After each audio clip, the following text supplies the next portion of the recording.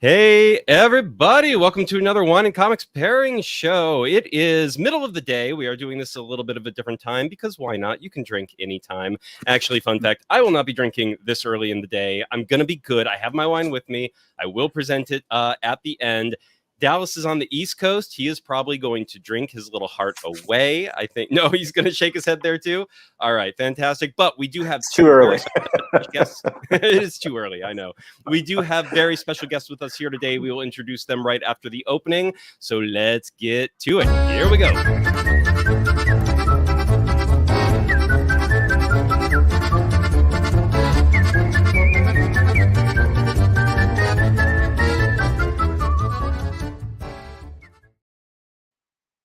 Now we're in the mood. So today, everybody, we have with us here Michelle Lodge and John Kratky, the creators of Home Free, issues 1 through 5, currently on Kickstarter. We have a little ticker scrolling on the bottom of the screen there with the deets, and we will, of course, share the screen of the Kickstarter campaign page here in just a minute. This is the cover of issue number 1. They are on issue number 5, and the final issue of the series. It is complete. It is ready to go. Everyone, you need to go check out the series. I've been backing it. I thought I was backing it since issue number 1. That apparently, I when I was reading my digital copies, though, my name was not in the back of issue number 1, and I was like, ah, damn it, I wasn't there since issue number 1. But I wasn't starting in issue number 2. My name was in the back, and from that point forward, I was like, damn it, there's a record, so I can't. I don't get to say that I was there since issue number 1, but I have been there since issue number 2, and I've enjoyed the ride. I've never read. So, as a little bit of context for everyone watching, Home Free is a loose sequel to another bigger work that was a 300-page webcomic called The Black Wall, which you do not have to read to enjoy Home Free. I was actually totally oblivious to the fact that this was a sequel to something. I think for the first couple issues when I first started backing, I did not read the campaign page very thoroughly. I did not catch that fact, like many backers who probably don't read the campaign page very thoroughly. And it wasn't until I think maybe issue 4, there was something where I was like digging around on the campaign page and I was like, what? This is a sequel? Wait, where's the other work? Now, The Black Wall is something that has not been collected in a physical edition yet. Correct me if I'm wrong about that, but this is, I believe you have not done that part yet, but it's coming. The plan is to collect that into a physical edition in the future. But for now, Home Free is where it's all at. So first of all, I've been babbling. Welcome, Michelle. Welcome, John. Welcome to the Wine and Comics Pairing Show. It's great to have you here. How you doing today? Oh, I'm doing great, man. Thank you. Yeah, great to be here. Fantastic. So just to introduce everyone, Home Free is the story predominantly of a character named Sara, a survivor of the Black Wall series, from what I can tell. Again, I haven't read the Black Wall. This is just what I think I know about the previous story into this current story. It starts, I thought the series was going to be about Sara and Emmy the whole way through. That was actually kind of shocking when Emmy and Sara are kind of the main characters to begin with. I don't want to review too much for anyone who has not. I mean, you're on issue 5. If people haven't read all the way through issue 4 by now, I'm not going to be too spoiler free, but I'll try and be a little spoiler free. But this winds up still being predominantly Sara's story. And I will even say, like, nothing terrible happens to Emmy. This is just still predominantly Sara's story. I don't know if issue number 5 is going to wrap it back around to Emmy in any way, or if she's going to come back in the future. She seems like a character that is going to come back in the future. But I wanted to start off my first question, and this is going to be a question for you, John. For this story, why did you jump onto this story after The Black Wall? What was it about this story that made you think this is what needs to be told next? Well, originally when Michelle and I were going to jump into Kickstarter, we were just kind of, trying to figure out what an idea we could use would be. We had just finished, I think The Black Wall finished in 2019, like at the end of it sometime. And then so during 2020, we're like, oh, let's just do like a single issue thing, or just do a really short series to jump into like the Kickstarter universe and see what that's all about. Just like a trial run, something easy. But then that was the year of COVID. That was the year of like just a lot of craziness going on in the world. It was a lot to soak in, and it just it really struck me that like we could actually do more with the Black Wall, because the Black Wall, there's some really crazy events that happen in that story that kind of change change the United States and in that timeline and what's happening. And I thought like, well, what if we just kind of, because I started the Black Wall, I started writing in like 2009, I think it was, or 2010 even. It was a long time ago. Oh, so wow. It really, for me, that story took 10 years, took place 10 years earlier, So it made sense for me to like jump into this story to make it happen 10 years after the Black Wall, and the way the world has reacted to the events in that story. But I also knew that nobody had really read the Black Wall. It was this webcomic we were doing, and it had readers, but it wasn't like a hugely popular webcomic. I mean, it was a more adult oriented, kind of noirish drama kind of story.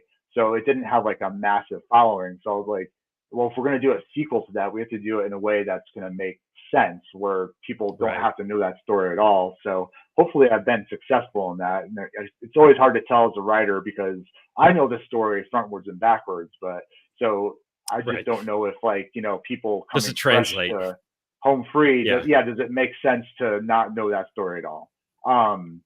So originally we were going to do like a really short 3-issue thing, but then I had an editor look at it, and they felt like there was just more story to be told. So our short little introduction to Kickstarter ended up being a 4-year, 5 comic journey.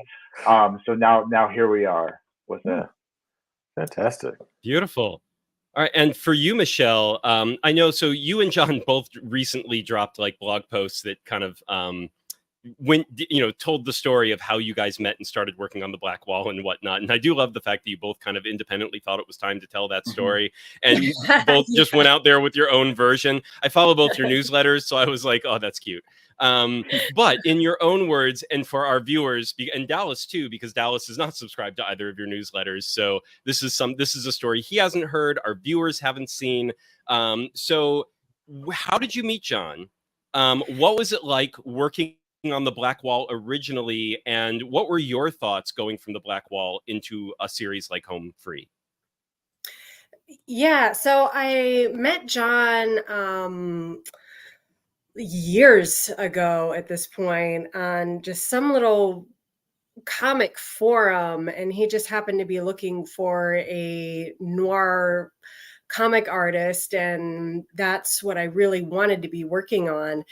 So I reached out, and we, through a bit of back and forth, decided to move forward with working on the Black Wall, which is a 300-page project. I had not worked on anything that large to date. So most people haven't worked on anything that large as a single project, right? Yeah. So I just went into it like I can do it, and it worked out, but it was a lot to commit to looking back. But I'm so glad I did, and I love the whole process of it, and I just what was the pace of that 300 of those 300 pages? Like, how often were you posting them? What was your schedule like because I'm assuming that was a big part of the learning curve too, is like, okay, 300 pages, but it's a webcomic, it's on a schedule. What was that schedule, and what was that like for you sticking to it? Yeah, the schedule changed, to be honest, because like it was like a twice a week posting schedule, I think, was our main schedule when things were going well. That's what we could stick to most of the time. But there were times where it was like once a week, and then there were even break times. I had 2 kids during that time, so there were moments where I just had to like stop for a few weeks or more. But we kept going and, kept pushing, and we did it. So that's awesome. John, in that early in the Wall series, did you have that plotted out from start to finish when you connected with Michelle, or did you just sort of piece it together as you went along? Yes. So I did this earlier webcomic called Tales of Hammer Fist, and that was like a learning lesson for me because I started doing it with my friend. It was just going to be this like little fun thing, and then it kind of started taking on a story, and then it kind of started growing and growing, and like we never even got to finish it because he couldn't do it anymore. And then I hired someone else to do it, but I was paying 3 different artists for 3 different webcomics at the same time, and I couldn't do it anymore, Wow. man. It's like it was too expensive, so I had to like something had to go, and I figured the one that didn't have the original artist anymore would have to go. But it was a learning experience for me because that comic just kind of got unwieldy, and then it changed in tone, and it just kind of went all over the place. And from that point on, I was like, I just decided that if I'm going to produce any work, it has to be written front to back in the beginning, no matter what. And that's the way I do it these days. For the most part, I have done that. Just other things have been shorter, but the Black Wall was completely finished. I mean, I'm always editing and stuff, so through the years that we were putting it online, I was changing things and moving plot points around, but the basic work was done at that point. So that's just how I work now. I would never start a project with an artist without having a full script, because I think that's, I don't know, like I just feel like that would, I want them to be able to trust me to have a full work done, and rather than like, what if I get stuck or something happens, and I just want that it completely done now. Yeah, it's a blueprint. Absolutely. Yeah. Right. Yeah. Good deal. And to that point, Dallas, he one of the reasons why it was such a huge commitment for Michelle is that he approached her with he knew it was 300 pages. That was not it might be about 300 pages. Like, well, why don't we commit and we'll see how far we go with this? And then it became 300 pages. Like, she was committed to a known 300-page graphic and honestly, novel Michelle, what was that experience like? Like, how did you convince yourself that you were the person to take on this mammoth task? Oh, just naive faith in myself that I could do it, I guess. I don't know. It worked out, but I don't know. When you said really that you wanted to, when you said you wanted to do noir and you knew that's where you wanted to go, was it noir specifically, or just something more like adult, something more serious, like versus what you had been working on before? And I'm not 100%. And what had you been working on, by the way, before? Yeah. Well, what I had been working on before was very different from this. So what I was working on was like all ages, like a robot superhero type story, and then a children's book, illustrations. So things that were really different in tone. So I really like the heavy shadows, the dark mood, everything that noir is, especially with the complicated, complex characters and gritty world that they live in. So that's really what I wanted to work on. And this story was definitely that. Okay. So I got really excited about it right away. Good deal. That's cool. Paid off. That's awesome. Definitely paid off. Yeah. Yeah. And we have a comment here from BMD Nerd about the story. This is a series that'll have you asking yourself questions when you're done. You don't see too many comics like these. I'm going to agree with that for a number of reasons. Yeah. Very valid. And, this is a series that was, as I mentioned earlier before, it surprised me. I had read issue number 1.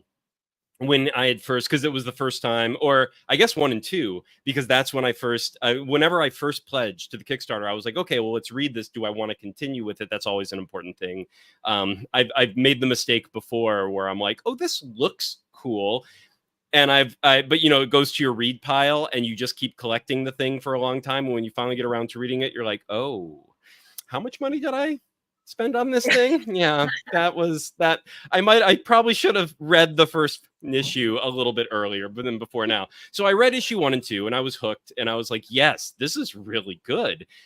Both the story and the art. I do think you guys are a team in terms of like how well that seems to meld together. Like it is surprising this is a writer-artist team and not a one-man show in that regard. In terms of like, you know, the all-in-one, I write, I do the art, I do the I letter, I do everything. Like everything seems to be really of a piece.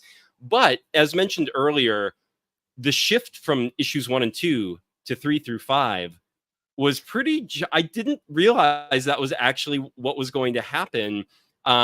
This was the first time I'd read. So we've read issues 1 through 4. Folks, we haven't seen the 5th and final issue yet, but we've read 1 through 4 because those are the issues I've backed before in the past. I had them lying around.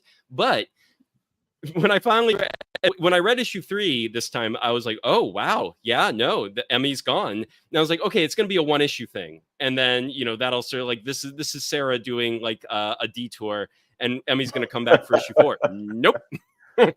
We are down a different rabbit hole for issues 3 and 4. And I was like, holy shit, because I hadn't read The Black Wall, I don't think I realized how much of this series was going to focus on what was happening in this world in terms of the politics, the social dynamics, the social frisson. Like, I mean, there was a lot of, you know, this was a powder keg of a society that was just waiting to erupt. And the series really goes deep into that in its second half. So I did want to ask, first off, John, was that the plan? Like when you decided to write this as a 5-issue arc, it seems like almost like that middle issue just takes such a whoosh, like you're off on a forked path on the road. And was that intentional, or is this just like of a piece in your mind? You're like, this was a story. Like Emmy had her part to play, and now we're off to this other thing. I'm really curious about that because that was such a shock to me as a reader. Well, actually, before I extended this to 5 issues, Emmy was only in 1 issue before, so you got more Emmy than was originally planned.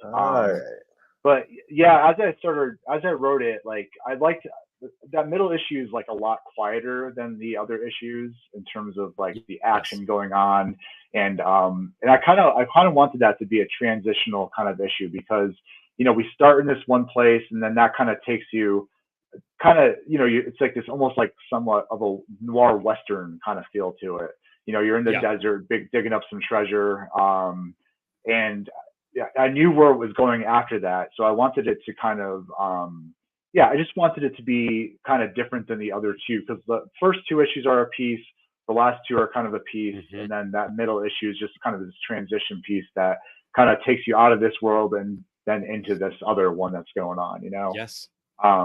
Okay. But there's parts of me that looks back at it and I was like, man, we could have really made this like a 10-issue series. Like this could have really been expanded much more as like, you know, I could have made this a slower road trip as Sara just kind of goes to the countryside and just, you know, so much, but I'm happy with where it is right now. Like I like it as the 5 issues. It doesn't overstay its welcome. And like, you know, I think the story ends up being pretty tight, and I think that people will have once they read issue 5, I think the closure will be there for everyone, you know?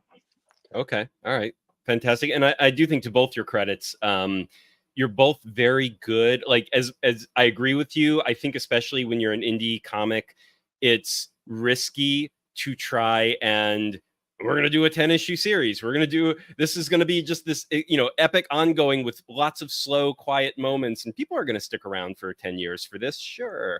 And it's like, maybe not. That's a ballsy thing to do. So it's like, yes, if you can make it tighter. And I think the series is, again, I haven't read the 5th and final issue yet, but the pacing is dead on, but you're both really good at the quiet moments. You're both very good at very steady pacing that feels very intentional. It feels like things are ratcheting up even when nothing is technically happening. It's just the characters interacting with each other in their own heads, dealing with their own issues.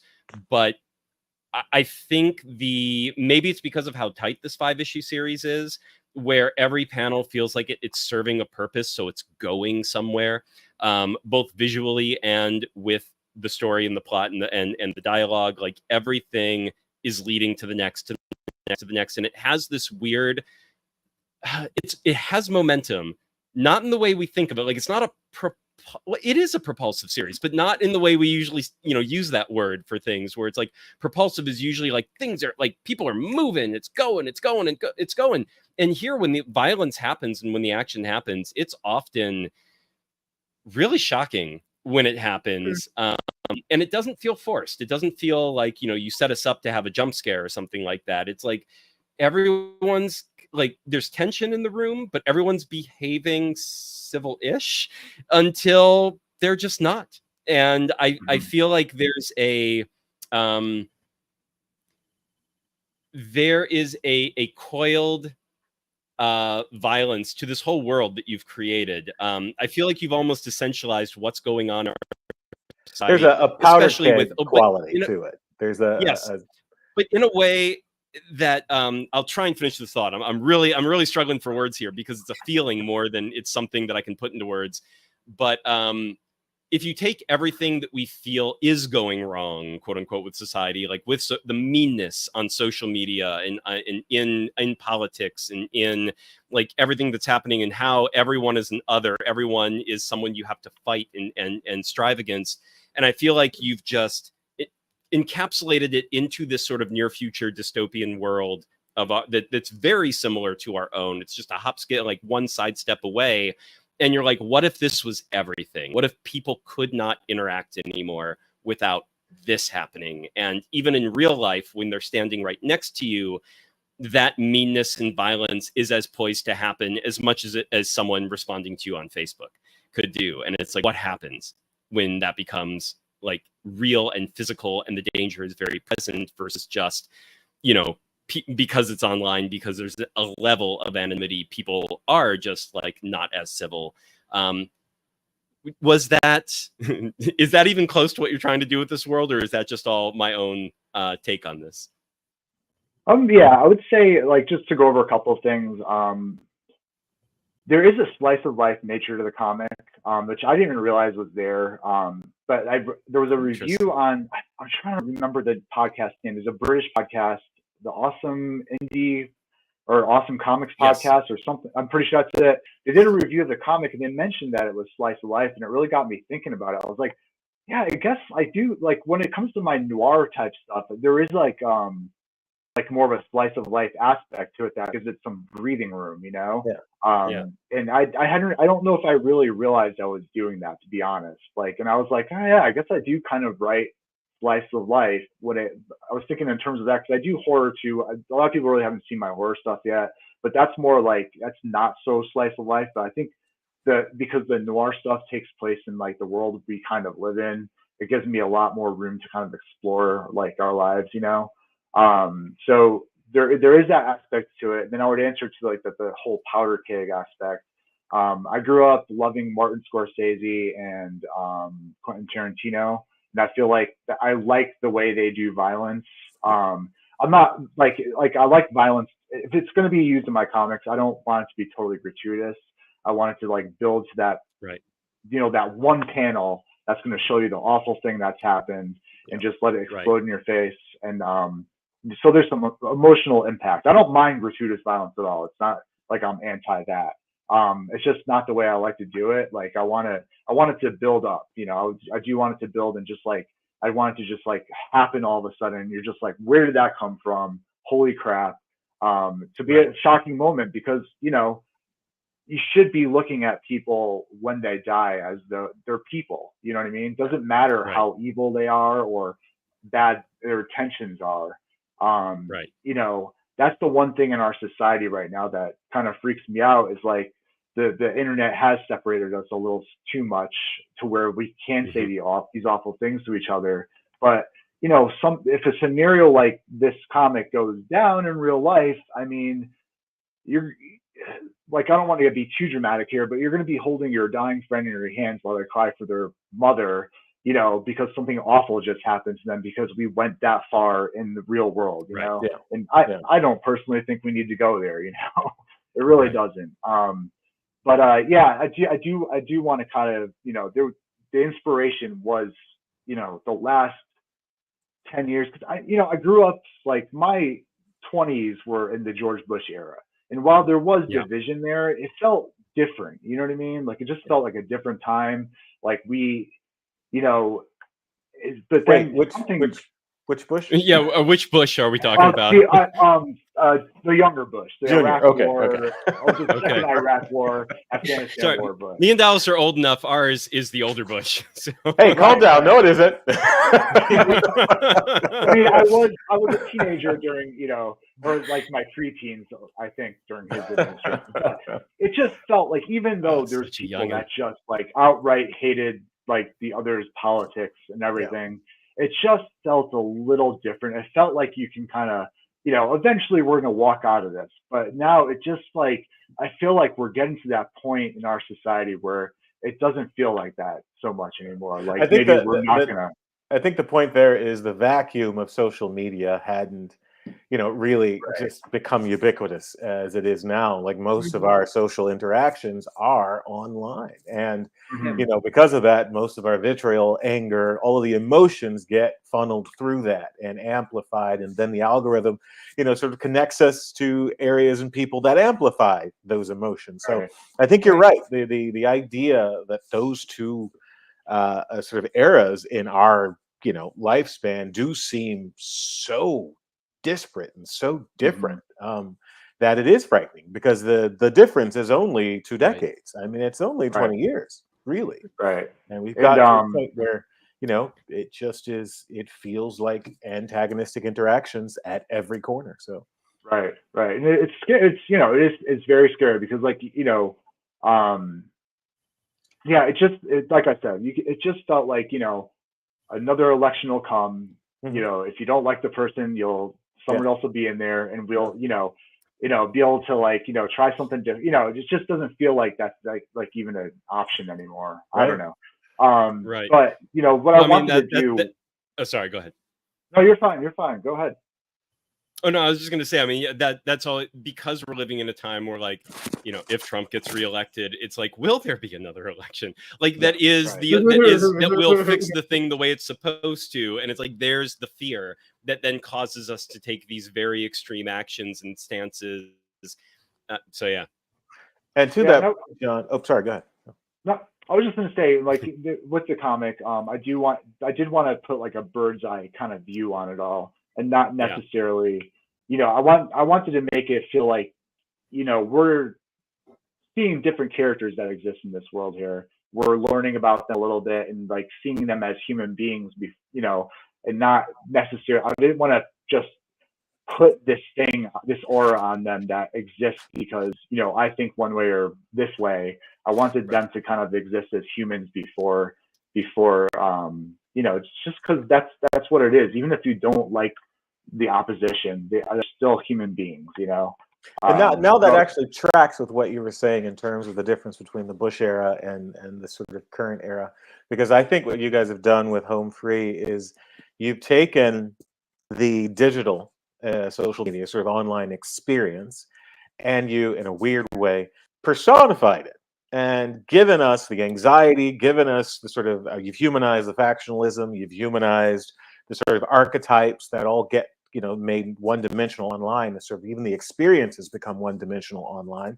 So you've sort of taken that and put, you know, feet on the ground. And when these sort of what we think might be antagonistic characters are in the scene, that we see a life. We see their life taken from them, drained from them. We value that life. We understand that behind all of that fear, all of that vitriol, all of that anger, whatever the guiding principle or emotion is of that person, there is a human there. And I think the way you guys do that, particularly with one of the deaths in the Act 3 of Book 4, it was a little upsetting. I was like, oh shit, wow, I actually care for this. This is a problem.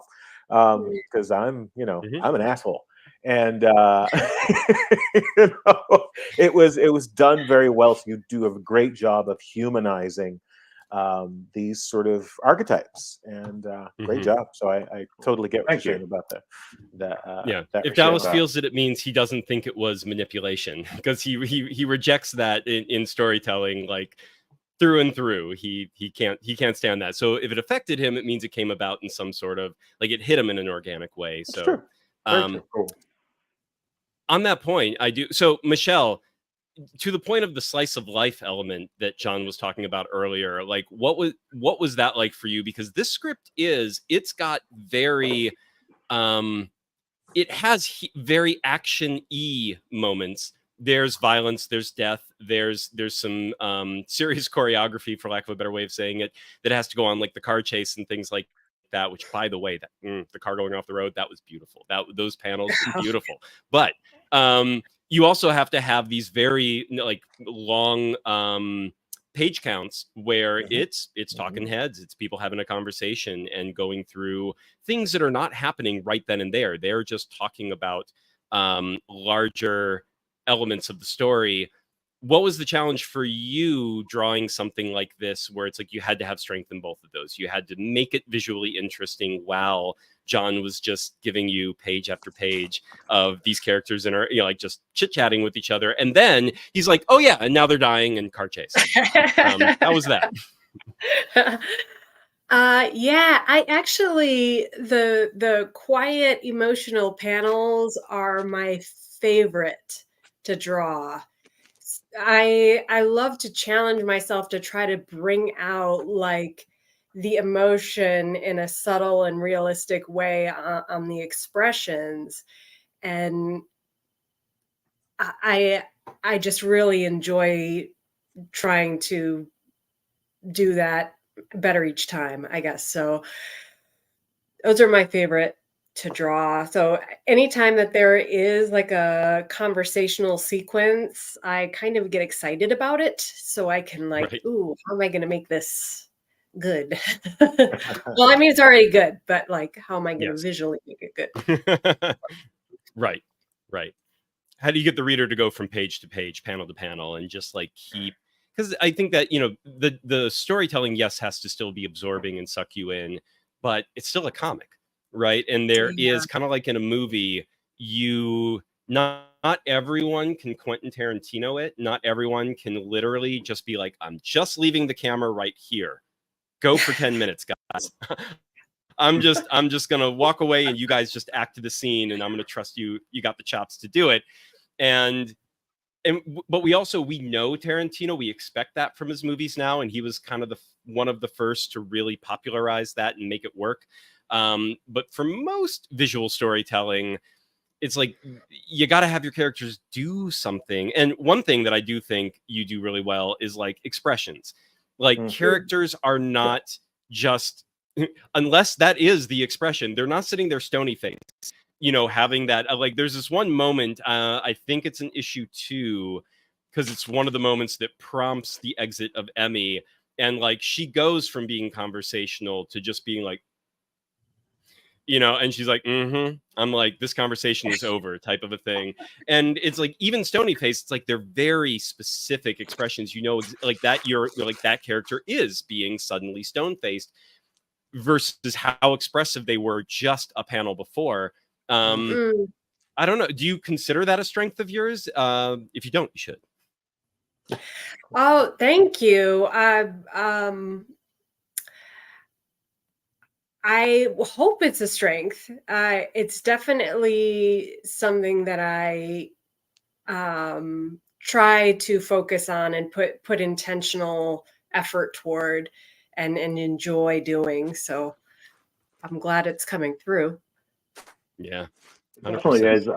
We've had reviews. Definitely, that's one of the things they mention a lot is the ability for her to make her characters act, and like the expressions and like the depth like she puts into their faces and everything. I 100% agree. That's one of the reasons I love working with her, because it's like she just knows how to bring it with characters. It's I think it's amazing. Yes. And you're really good at drawing mean faces. I don't know if that's a compliment, or how much of a compliment that is.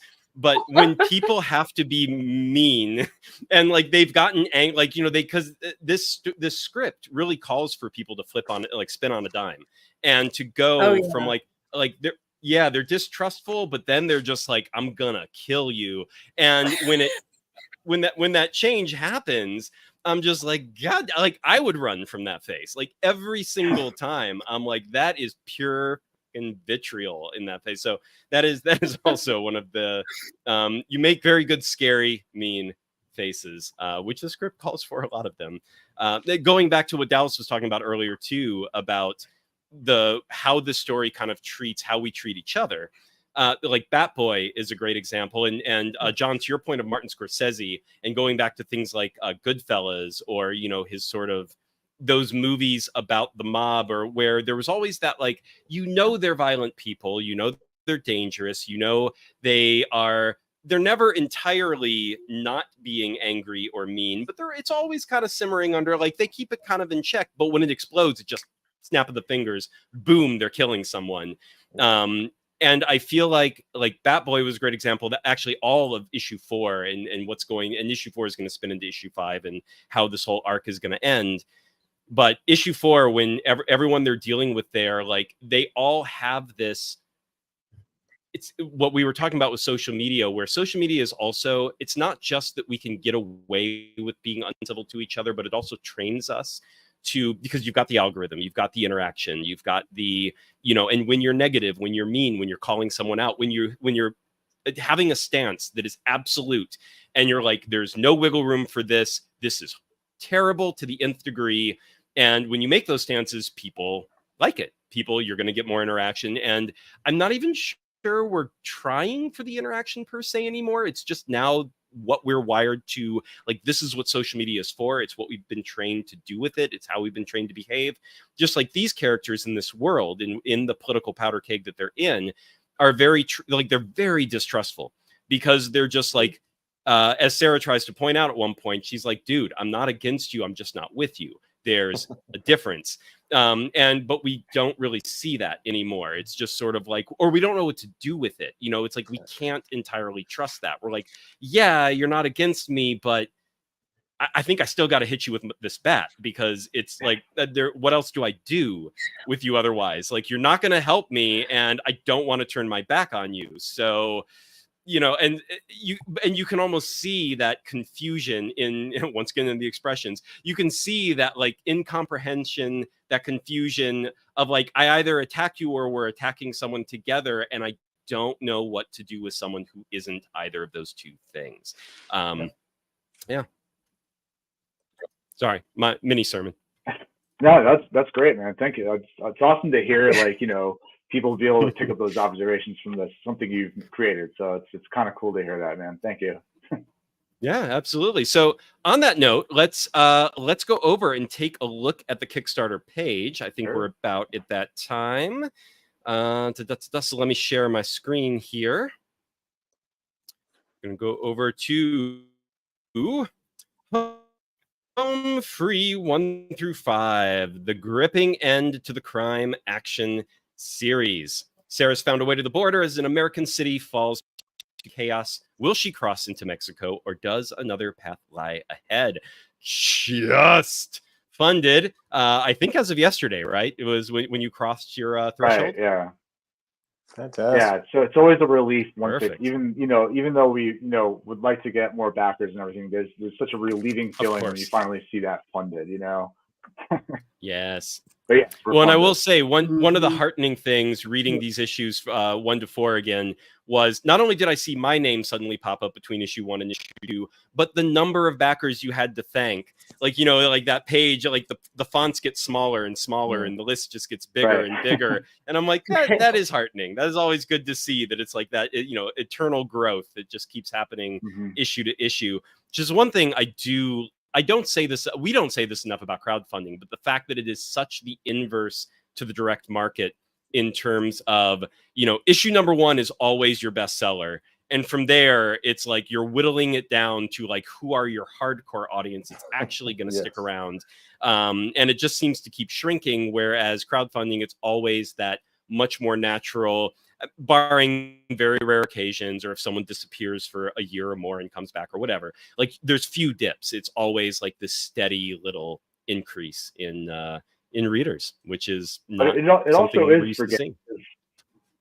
There are creators who like maybe haven't done a series in quite a while, and they'll come back with it for another issue years after, and it still does great. Like people are just like, yeah, we're ready for more, and like they get that reminder in their email, and they're back. You know, so it's kind of it's a weird system, but it works. You know, it is absolutely. All right, well let's actually should we play the video? How long is the video?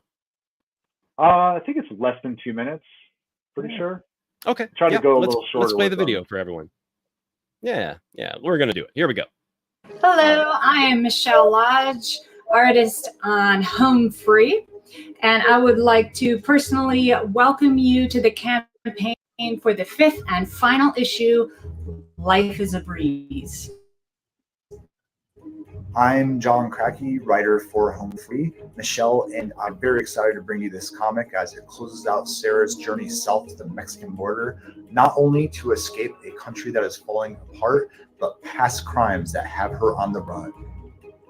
The inception of this story came around about the end of 2020, and while the broader scope of the story was to sort of look at the inevitable results of a country that's divided beyond repair, the real heart of Home Free lies within the character Sara Donner. Sara has been with Michelle and I for a very long time.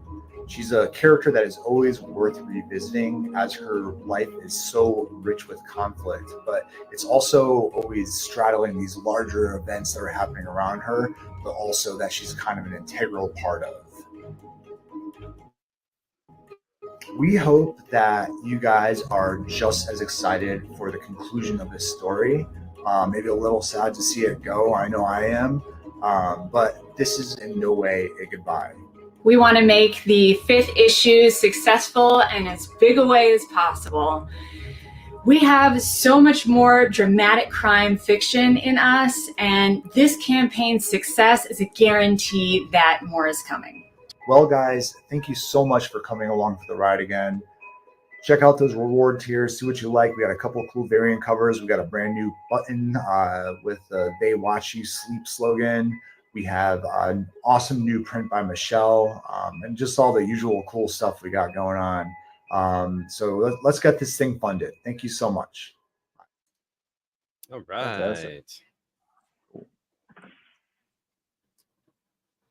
All right, and just a quick reminder for everyone, you have 5 days left. So make sure you go over there. You only have until Wednesday, May 8th at 3 p.m. Pacific time. So call it May 7th. Don't wait till the last day. Get in there and don't risk missing out on that 3 p.m. Pacific time, middle of the day cutoff. All right, so coming down here, let's take a look at some of the art samples. And these are some art samples, I believe, mostly of Blackwall, correct? These panels here. Oh, these are all Home Free. These are all from the new issue. Oh no. Oh, that's gotcha. I was gonna say I haven't seen any of these. Yeah, that makes sense. Yeah. Yep. And these are our covers. So there's Michelle's cover. Yeah. Issue 5, Life is a Breeze. I like that. I don't think I clocked that is what you titled the 5th. Like that is the farthest thing from this whole series that you could possibly name it. But so very nice, very nice. We've got cover 4B by Anthony Carranza in that old classic crime comic. Yeah, I've been eyeing his art for a long time. Like he goes under the name Pulp Americana on Instagram. You should just check his stuff out. Nice.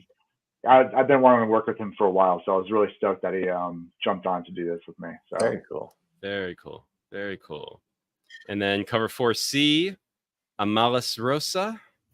And she's amazing. She did a cover for us on the last issue as well. So I just felt like, just doing another character that wasn't Sara for this cover, and just kind of just because the last one she did Batboy, so I wanted her to come back and just do another character, because she's if you look her up too, she's just an amazing artist. Her eye for detail is just insane. Like if you look at her art and all the backgrounds of everything she does, there's like all this clutter and all this stuff going on. It's crazy to look at. Yeah. That's cool. Yeah, you can tell with the details on every single television and how she stacks them up, and then that is great. All right, and then here's the little breakdown of, there we go, Home Free is sequel to The Black Wall. Here's a little banner of The Black Wall from back in the day. Yeah, and just to reiterate on that sorry, I was just going to say for people, like it doesn't matter which one you read first, or you don't have to read one to understand the other. But once you read both, I think like it'll just it'll be a really cool experience, because almost everybody's going to be reading the Home Free first, and we will do the Black Wall campaign in the future. And I think once people get that story, they're it's going to be I think it's going to be a cool experience. I'm kind of excited to hear what people think once it's all out there, Yeah, 100%. And as neither of us have read, like me or Dallas, neither of us have read The Black Wall. Do not need it whatsoever. If I didn't know it existed, I would not have suspected that something else existed. Cool. I would have just been like, oh yeah, they keep dropping hints of a backstory that you don't need to know. It gives context with things that the characters are doing now. But it is like a hinted at backstory that plays into decisions and their emotional state now. But it's not something that you feel like, you don't feel like you're missing anything. Cool. And then here are the sample pages. Yep, of issue 5. And again, you know what? Like here, I was talking about the expressions. I mean, come on, look at this. I also want to throw out there, I think like Michelle is awesome with depth in her black and white art. Like I just feel like you can like look at this one right here. Like you're looking down a hall there, and like it's there's no flatness to it all, 100%.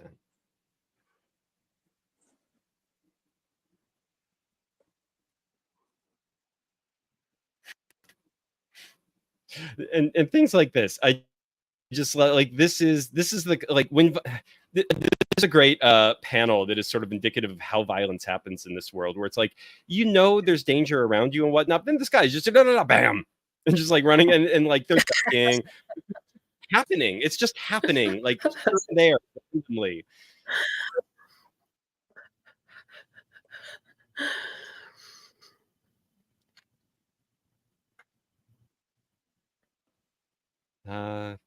Beautiful. Mm-hmm. All right, so curious, Michelle, your panels, your work, particularly expressions, and I've probably mentioned this more than once on this podcast. One of my favorites of all time is Chiaroscuro by Troy Little, which is a graphic novel from maybe almost 2 decades now, maybe. The OOs. But it really they're arresting. Your expressions are arresting, and they tell a full story. Thank you. Applause there for sure. Yeah. Thank you. I agree with that. All right. So I'm going down movies, TV. For fans of True Romance. Yeah, we were talking about Quentin Tarantino. He wrote the script for True Romance. He didn't direct it, but he wrote the script for it. True Romance, Civil War, Death Proof, Breaking Bad, Mad Max Fury Road.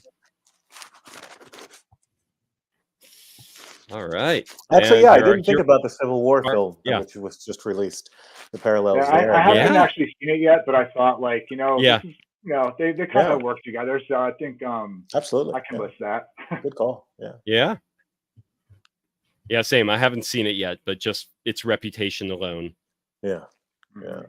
Kind of tells you what you need to know. Oh, here we go. Why this story? So you can read the background there. So probably a little bit of what we talked about earlier, but in their own words. And yes, funding goal rewards. So you've got, we're 100% funded. So all of these have been unlocked. Yep. Gorgeous. Oh, I love bookmarks. I am such a sucker for bookmarks. North style postcard, bloody logo sticker of the home free logo right there. Good. Who designed the logo, by the way? Was that you, Michelle? Oh, yeah. Yep. Great logo. Thank you. Yeah, I thought it was awesome when I saw that because she had a bunch of different ones, different fonts and everything. But that one, yeah, I don't know. It's really cool. It's such a cool idea. Yeah. And then we've got unlocking some other additional comics you can get as the backer count. They're at 80. You're at 85 now, so you're almost at 9. Yeah. So every 5 new backers, a new unlocked something or another. I love that Mayfield 8 1 through 4. I was like, wow. He gave you 4 of them. That's amazing. Yeah, he hooked it up, man. Like, so yeah, because 109 is basically, we got to 108 on our last campaign, so 109, that's a big number for us. So we got like a big reward for everybody at that. So that's really what our goal is. Nice. Gorgeous. And yeah, $5 for the digital, $10 for digital deluxe. If you need a digital catch up, that's actually a question. What is for the physical? It is $13 for the main cover.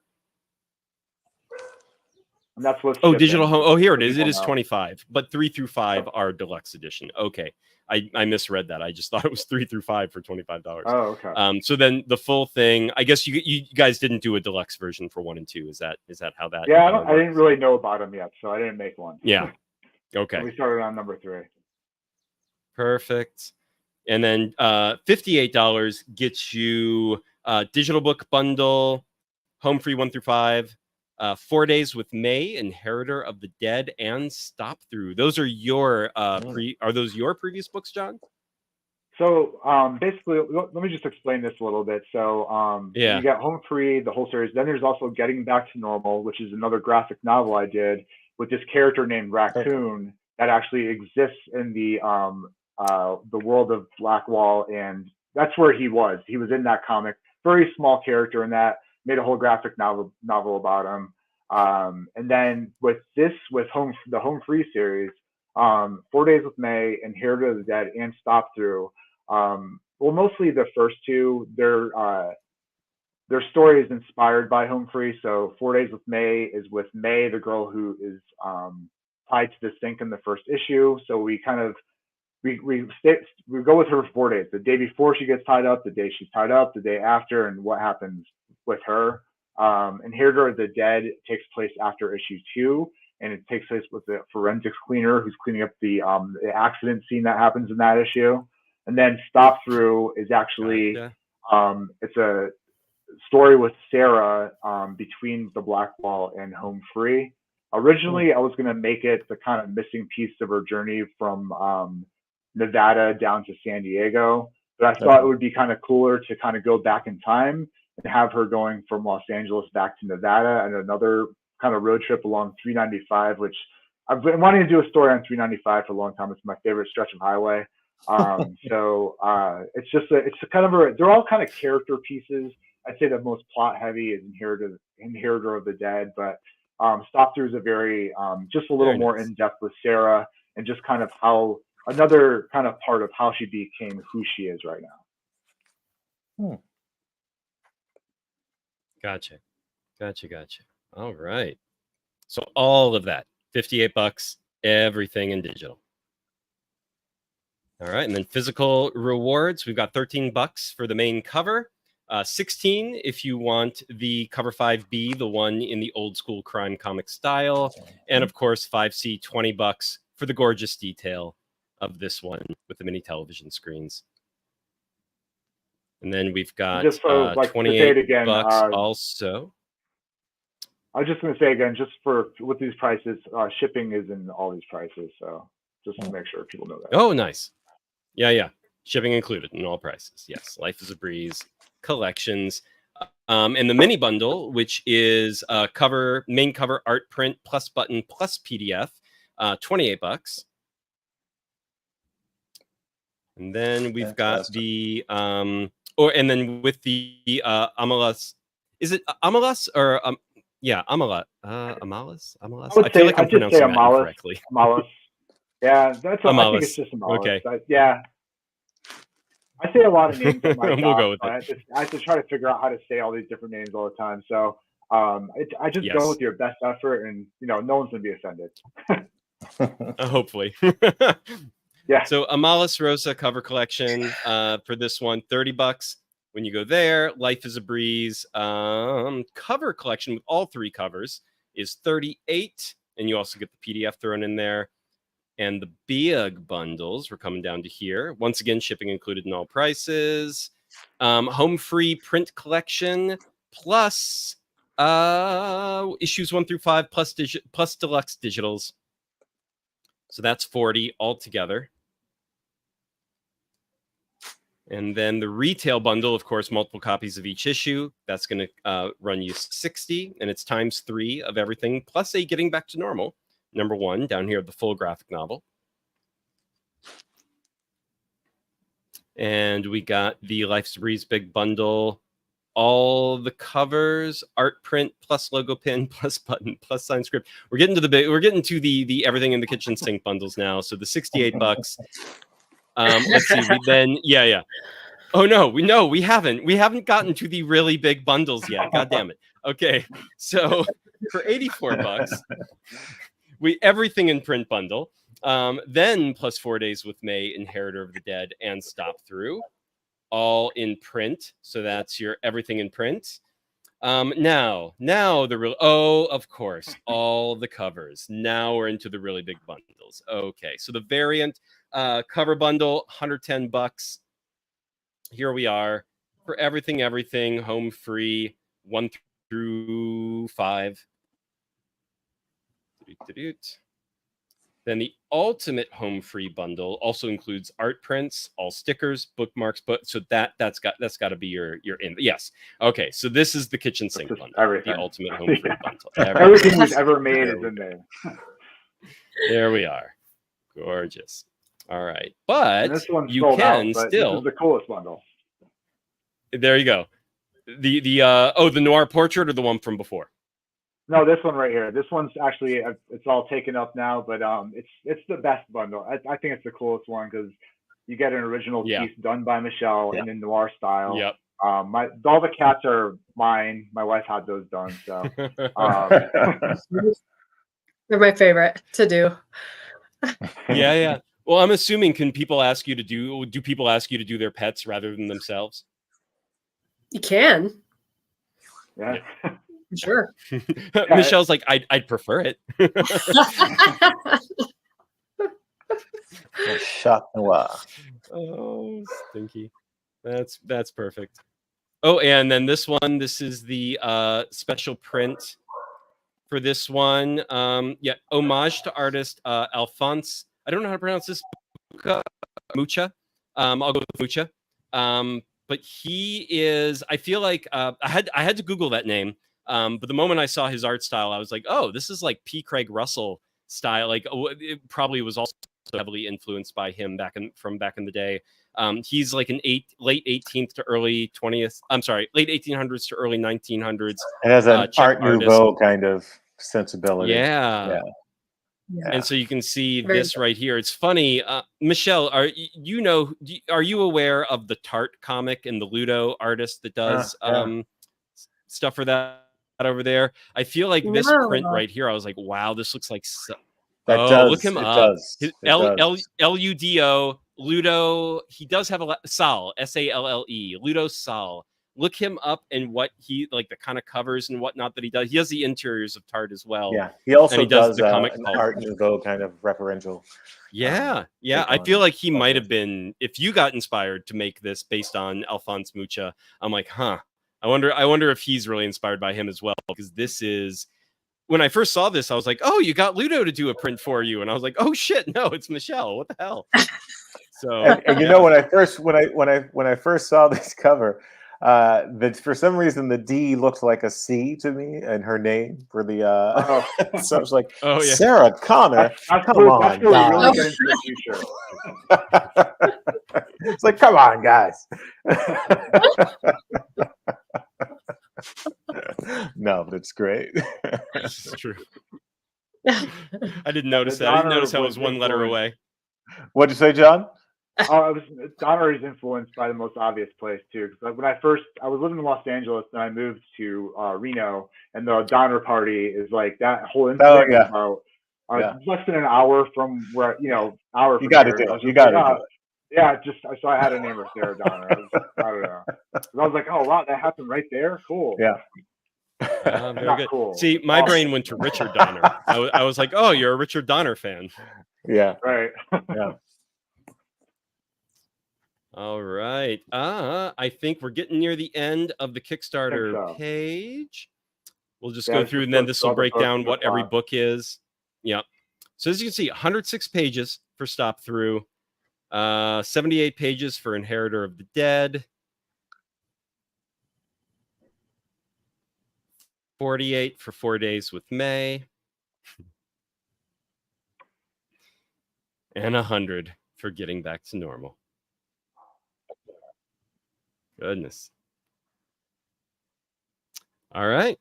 Anything else that we should mention before leaving the page? I haven't updated the imagery yet. I should have done this already, but just things happen. I did throw a new add-on in there. It's the issue 2 variant cover done by one of my best friends, Tobias Gebhardt. I've been friends with him forever. He's a tattoo artist up in the Seattle area. He did a variant cover, so we tabled together at Rose City Comic Con last year. So I had him sign 5 copies. So I'm gonna sign those 5 copies, and then Michelle's gonna sign those 5. And that'll probably be the only 5 copies ever signed by all 3 of us that'll ever exist. So those are up on the add-on page for $25 each if you're a collector. The add-on page. Very cool. Okay, perfect. I was gonna say, was it in the updates? Maybe we could find it in the updates, but It not was yet. in an update. Okay, it's just in the add-on. Yeah. Okay, yeah. Let's take a quick peek. I think it should be right here. If this was the latest update For that comic. Oh yeah. I think it's in update number 6. I think I'm pretty sure. 6. Son of a gun. Okay. Well, hold on one sec. Over to update number 6, and let's try that one more time. There it is. Yeah, there it is. Ooh. Yep. Beautiful. Yeah, I love that. That's great. That's all right. Tobias' style. He's got a very unique, interesting style. He does. I've always loved it. It's like somewhere between like an anime style and like a Mad Magazine style. It's like it's an interesting blend of influences there. But yeah, that's great. I love it. Right. He's also the first person to ever create a comic book. Oh, very nice. Okay.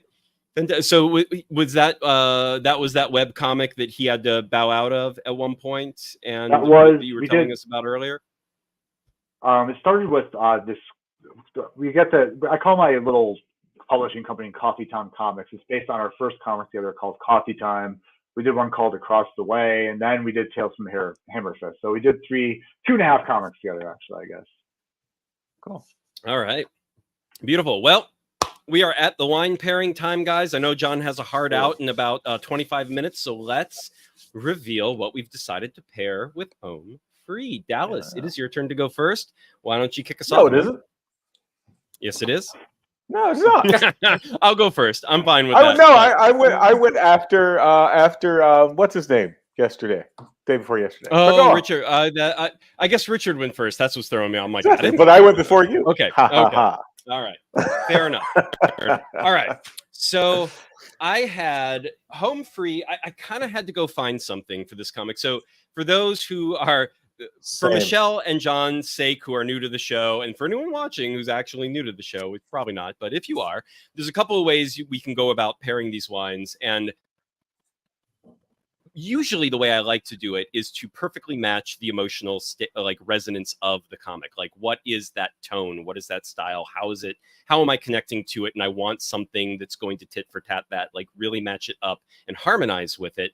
The other way you can do it, though, is to contrast it a little bit, where especially if the work has a particularly prominent element to it, a prominent note, maybe it's violence, maybe it's humor, maybe it's, you know, sweet schmaltzy sappiness, whatever it is, you can then drink something that's like, okay, the work has enough of that in it. I don't need more of it. I want something that's going to feel like a little bit of an opposing, in the same way you sometimes would pair a wine with food that are not exactly the same kind of a thing. You want like a high acidity wine to match up with a fatty food. You want those two things to basically balance each other to some degree.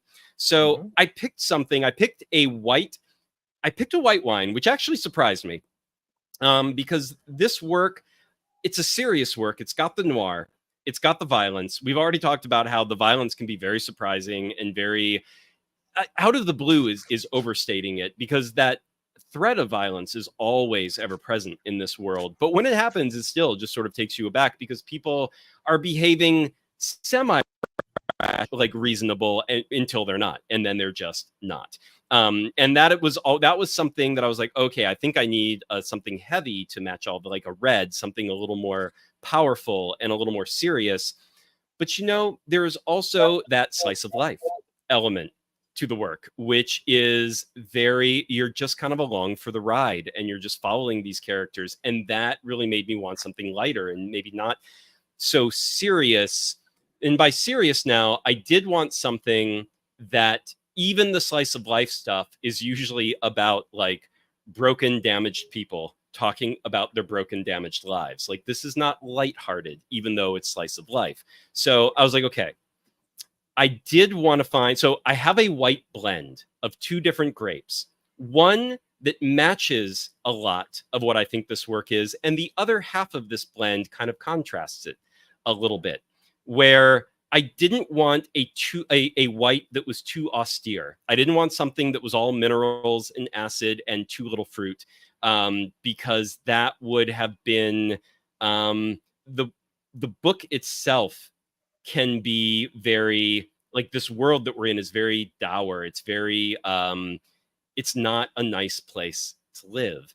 And so I'm like, okay, I think I need a little fruitiness in this wine. I need something a little nice to come with all this meanness and to counterbalance that. And it can't just be the stuff that is, like, you know, challenging me. Like, I want something that I'm just going to enjoy on a very baseline level. But I wanted to match that with something that was a little more challenging. And I found this is a blend of two grapes. It is a Bulgarian white wine blend that I found. This is called Bio.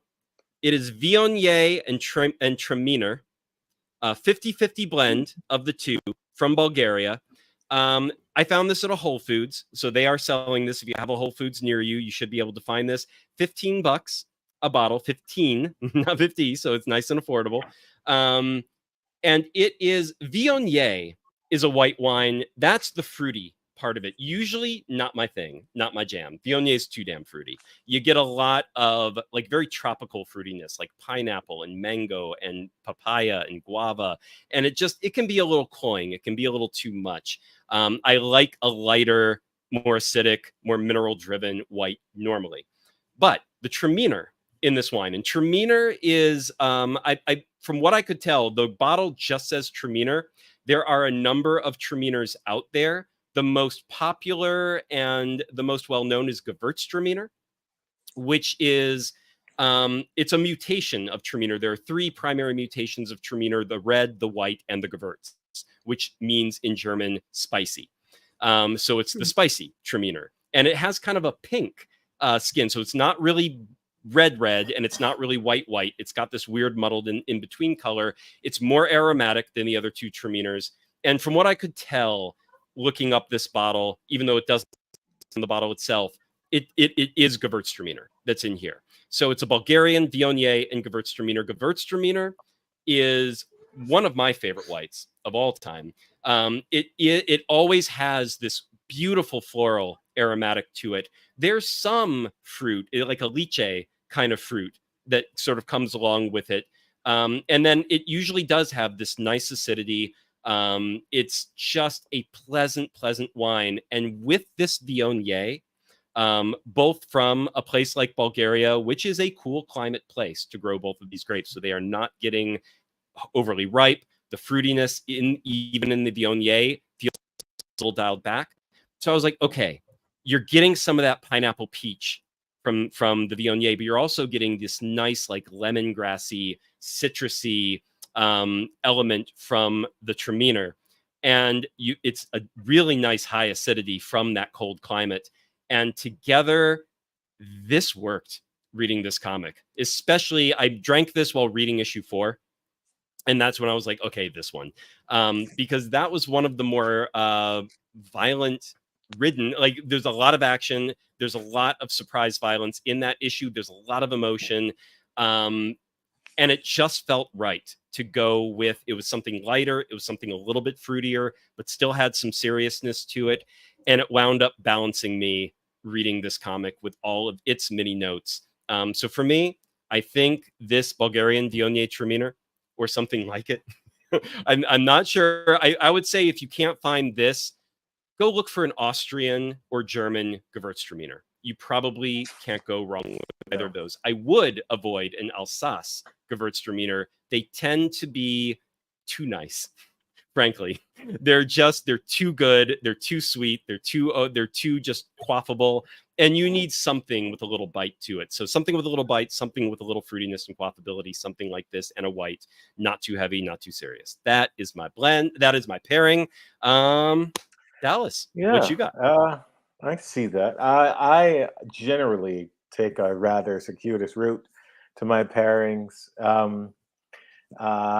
This time, not so much. I knew right off I wanted something that kind of mirrored the experience that one has reading your piece here. The darkness is upfront. It is noir in form and function. It is a near future kind of pre-apocalyptic, which is one of my favorite sort of everything I do is pre-apocalyptic as a writer, in some way in my twisted mind. But I generally gravitate towards those near future worlds and tellings because it satisfies something in me. I get to sort of excise some sort of actual demon that's happening in the world right now. So it feels it's satisfying. And because of that, I knew I wanted something that was almost universally satisfying, for lack of a better term. Generally, that's not my go-to. I like things that sort of exist a little more sort of on the tongue and a bit more quirky kind of presentation. I knew I wanted something that, like I said, led with the darkness, the deepness in terms of the fruit. So this particular vintage is very jammy. It is a wonderfully dark pour. It is sort of a collage. There's lots of brightness in terms of the fruit, but its texture is sort of it's made a bit more luxurious by the Merlot in it, which I'm giving that one of the grapes is a Merlot, of course. So that should give you some sort of hint there, Dave. I think so. I think I know where you're going with this. Yeah. Yeah, I went with something that's going to have the black currant in it. It's going to have some plum in it. It's got the dark fruits, got the berries.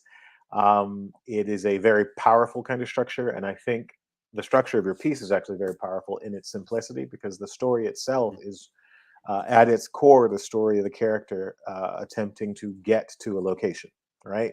But within that, there's just so much tension, and like we said, this whole powder kegging thing. And one thing about this particular vintage is that it does kind of open up and slap you around a bit on occasion, depending how long you sit with it. generally is known as an everyday drinker or a midweek drinker. But it's perfectly fine for special occasions. This particular one is made with malolactic fermentation, which gives it kind of a creamy sort of back end, for lack of a better term. And Dave, have you figured out what this is yet? Not specifically, no. Okay, all right. So in terms of the grape, it is evenly matched between the Cab, Sauv, Cab Franc, and Merlot. Sometimes there's a bit of Cominière in the bottle. And I picked this particular one because it is not rare in terms of its value, but very, very rare because of this particular vintage. And I chose the Chateau L'Aubespin Les Moulins. It's a 2018 Medoc. It is Medoc, as my pompous friend likes to correct me. Hold the bottle up for a couple more seconds there. I always forget that. Yes. That's the Chateau L'Aubespin. There we go. Les Moulins. There we go. Now we got an image for anyone who wants it later. Okay. This is my second bottle, by the way, which is why it isn't open. Oh, yeah. It is a Bordeaux, a very storied kind of the class of wine, for lack of a better term. And it is a composite of those three grapes. It's fantastic. It's dark. It's fruity. It's so satisfying. And I think it mirrors the experience of your piece here. So, yeah. There you go. We went pretty different directions with that. That was, yeah. We did. We did pretty different. We did. Yeah, I wanted to. I was like, it's got to stay light, and you were like, it's got to be luxurious. You know why? Like, okay. You know why? Because I think what you guys do is you kind of luxuriate in the Noorish and the Noor elements of this world, right? And you also, for lack of a better term, luxuriate in the near future elements. And I wanted to kind of just amp that up and luxuriate in wines that have those same sort of elements. Because it is rare I come across these pieces that just are so kind of effortlessly satisfying. For me, in terms of what you guys have going, you've got the grayscale to black and white, which is always my default. I often think the color, the sort of use of color, just it becomes a crutch to storytelling sometimes, to storytellers sometimes. And, the real test for me is whether or not you can tell a dynamic fucking story with, black, white, and gray. And, you guys do a great job. So, yeah. Thank you. Appreciate that, man. Beautiful. Yeah. All right. All right. So to wrap this up, we always ask our guests to bring on a comic that they've been enjoying or have long loved, give it a shout out, and pair it with a beverage of their choice. So, Michelle, would you like to start us off there? Sure. So my comic of choice is Night Fever by Brubaker and Phillips. The beverage to pair it with, I unfortunately caught a cold at the convention I was at this weekend, so it has to be coconut water. But convention. What do they call that stuff? Convention crud. Right. Crud. Yeah. Right. Oh yeah, that qualifies. Yeah, but this book is great. It's a winding tale about a man who goes out one night and he's kind of bored of his own life. So he decides to sort of act like someone else for a night, and that gets him into a lot of trouble that he wasn't expecting. So very good. All right. Beautiful. I haven't even heard of that one. Neither have I. I will actually have to. Yeah. It's relatively under my radar somehow. Give us the title and author again. Here. Night Fever by Ed Brubaker and Sean Phillips. Brubaker and Phillips. Brubaker and Phillips. Yeah. Brubaker and Phillips are the criminal sleeper, all the crime noir. Speaking of this comic, and so this is very thematically on point to bring to a show about home free. But yeah, they're like the crime noir mainstream comics legends right now for everything. Yeah. Right. Yeah.